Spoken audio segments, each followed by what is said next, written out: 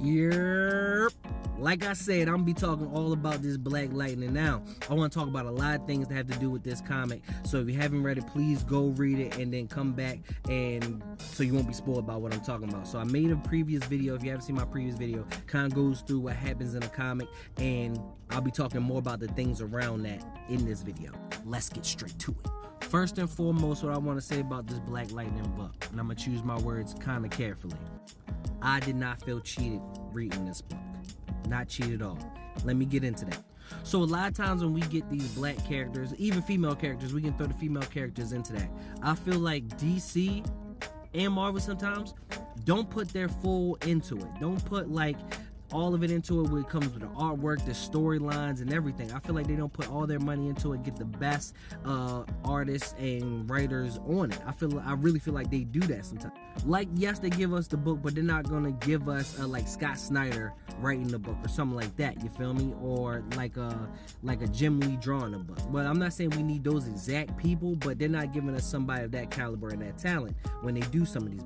I do not feel like that for Black Lightning. I feel like the artwork fully matches the story and it's epic enough, it's big. Because what they're trying to do with Black Lightning is make him much bigger than he has been in recent comics, which they should. I'll talk more about that later. But they're making him much more bigger than he was in recent comics. Basically more of like a all-around hero, kind of like on a Superman level of things. And you gotta have the artwork and the story to match that. Now they got the story. Brandon Thomas is doing a phenomenal job with the story, and they got the art to match. So that I don't feel cheated when I read this, and I love it. I feel like they really went all out for this and put the money behind it, which is great. Let's talk more about the comic. One of the things I love is starting out with the flashback for many reasons. Of course, you get to see how you get to this point in the story with Black Lightning, and because what happens in the past has a lot to do with what's coming up in the future for Black Lightning. A lot to do with it, all right?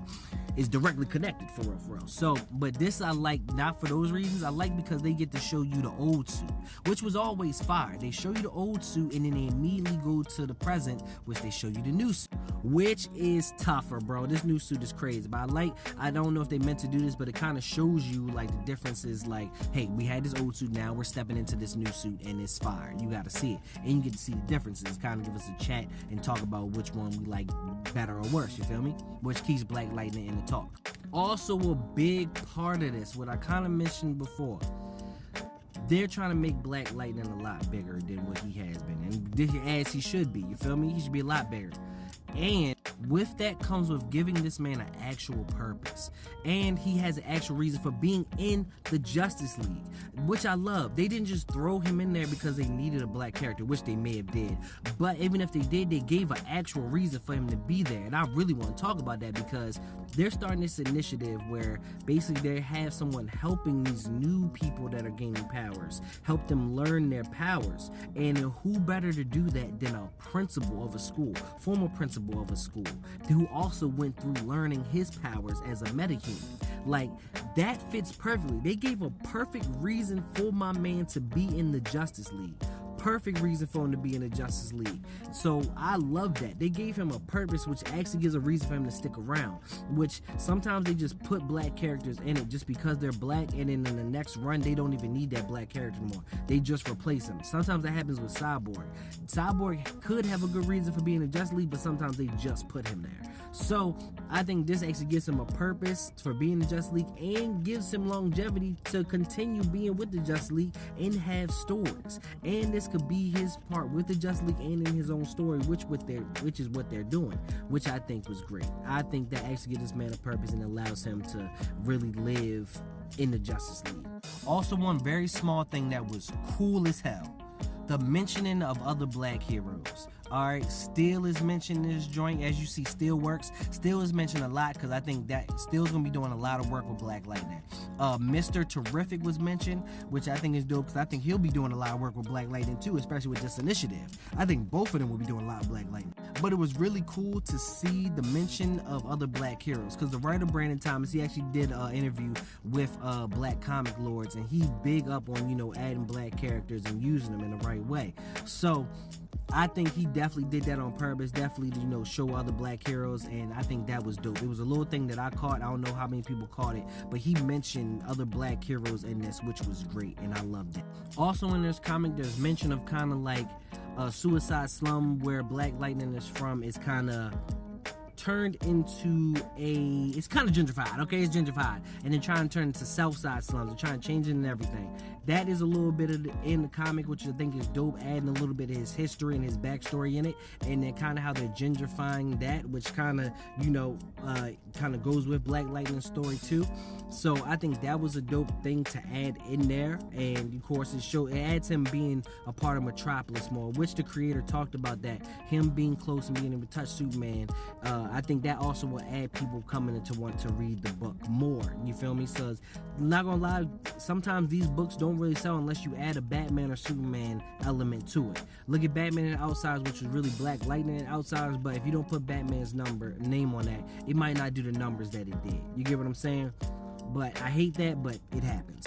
Also, man, I'm loving the family aspect. I love the family aspect. Like, this should be the premier, like, black family in comics, because that's what they are. I don't think there's another black family I can think of that's as prominent as them. I seen somebody say that this should kind of be like the Black Incredibles. I think the creator said that in the interview I saw last night.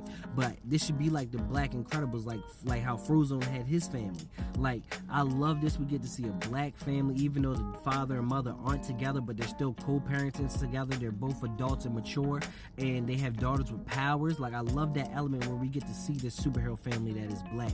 Like, that's one thing I want to see in comics. I want to see more just black people having normal lives and things, not always having to deal with police brutality or growing up without a father, things like that. I want to see us in more so, you know, not stereotypical roles. Like, I like this with the family all together and the family that loves each other. I love this, and him going through trials and tribulations with his daughter like any other father would, but they got superpowers. I love that. And to come back to the past event, I love the use of the past event to continue the story, because it kind of gives you a purpose and gives you more of a storyline. It gives you kind of a backstory to go with. And especially with everything happening to Amanda Waller and people losing their powers, and now people will be gaining powers and other people will be gaining new powers. I love this, and I think it gives the story more longevity. Like, I think using that big event to catapult this story was a great idea. But like I said, I love this Black Lightning. As the weeks go on, I'm probably just gonna be making videos just talking about this because it was great, and I love to talk about it. So if y'all want to talk about it, just hit me up and we can talk about it, bro, because this new Black Lightning is like that. It is very much like that. All right, and I'm gonna be making a video about how he is godlike and he should be on Superman's level. If you have not read Batman and Outsiders that had him from a few years ago, you need to. You definitely need to. Don't miss out on that. You'll tell you why this man can fly, why he's so strong, why he's this, that, and the third. I'm gonna get into that. All right, but for now, watch these videos, bro. I'm gonna be talking about Black Lightning a lot.